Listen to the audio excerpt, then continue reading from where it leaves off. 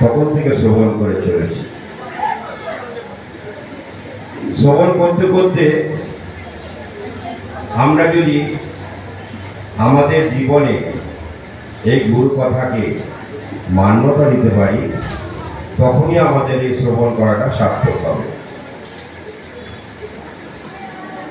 গুরু ভগবান বলছেন, অনুগত শিষ্যের প্রধান কর্তব্য হচ্ছে গুরুর ইচ্ছাকে পূরণ করা। শিষ্য হলে নিজের ইচ্ছাকে গুরুর সঙ্গে বলে দিতে হয়। আমরা কি নিজের ইচ্ছাকে গুরুর সমীপে বলে দিতে পেরেছি? এই প্রশ্নটা কিন্তু আমাদের সকলের মনে।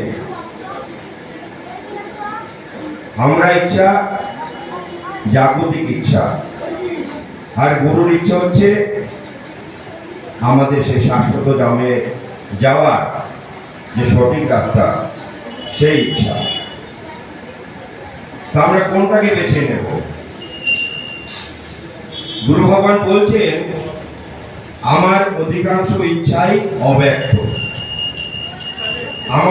আমার ইচ্ছাকে জানিতে হইলে তোমাদের চেতনাকে ঊর্ধ্বমুখী করিতে হইবে।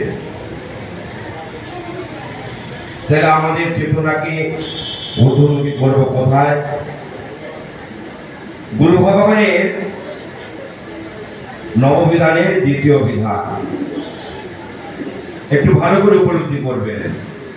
যে স্থানে অন্তত 10 জন শিষ্য আছে, সে স্থানে একটি করিয়া শাখা সঙ্গ স্থাপন করিবে এবং সপ্তাহ পক্ষান্ত একবার করিয়া মিলিত হইয়া উস্তুতাদি পাঠ, বন্দনা গান, আধ্যাত্মিক বিষয়, ঠাকুর প্রসঙ্গ এবং মঠ আশ্রম সম্পর্কে আলোচনা করিবে।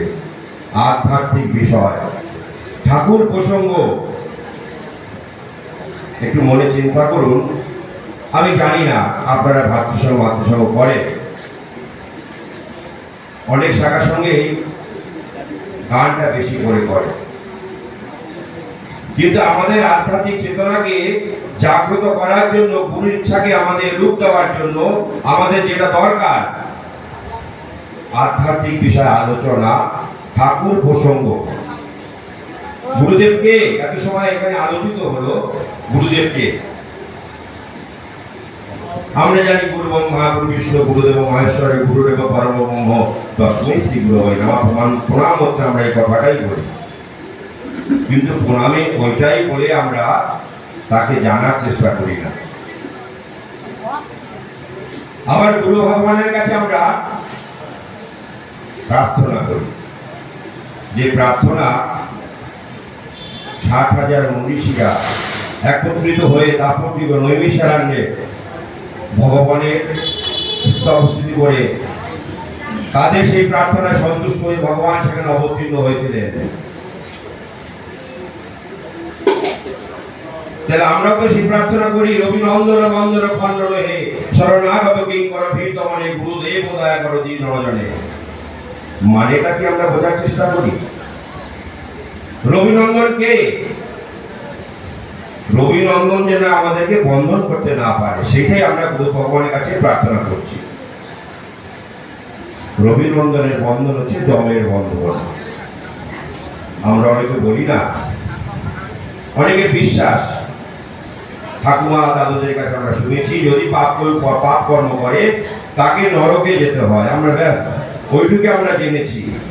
নরকে গেলে সেখানে অনেক জ্বালা যন্ত্রণা ভোগ করতে হয়। সেই প্রার্থনা আমরা গুরু ভগবানের কাছে করছি, রবিনন্দনের বন্ধন যেন আমাদেরকে তুমি খণ্ডন করে যাও, সে যেন আমাদেরকে বন্ধন করতে না পারে। এই প্রার্থনা আমরা করছি, কিন্তু সেটাকে সমবেতভাবে করছি। 60,000 মনীষীরা রমেশ্বরে একত্রিত হয়ে সেই প্রার্থনা করেছিল। অনেক শাখার সঙ্গে প্রার্থনার সময় ভাতৃসঙ্গে মাতৃসঙ্গে খুব কমই গুরু ভাই বোন উপস্থিত থাকে, আস্তে আস্তে পরে হয়। তাহলে গুরু ভগবান আমাদের প্রার্থনায় সন্তুষ্ট হবেন কি করে? 60,000 মনীষীদের প্রার্থনায় সন্তুষ্ট হয়ে ভগবান শ্রীকৃষ্ণ সেখানে অবতীর্ণ হয়েছিলেন। গুরুকে এখানে তো আলোচিত হয়েছে, জীবের উদ্ধার লাগে নন্দ শুধু হরি ধরা নামে আসলেন গুরুরূপ ধরি। স্বয়ং শ্রীকৃষ্ণই তো গুরুরূপ ধারণ করে আমাদের মধ্যে এসেছেন। আমরা কি এই কথাটা উপলব্ধি করতে পারি না?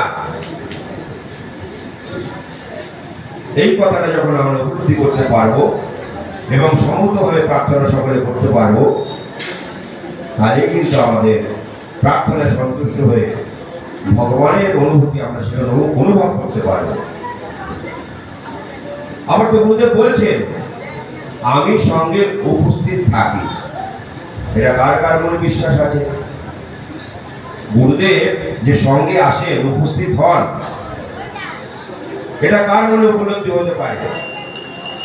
আমাদের গুরুদেব আবার বাণীর মধ্যে বলেছেন, যদি কেউ দিব্য নেত্র দিয়ে তাকিয়ে থাকতে পারে, সে আমার উপস্থিতি উপলব্ধি করতে পারবে। তা আমরা সঙ্গে এসে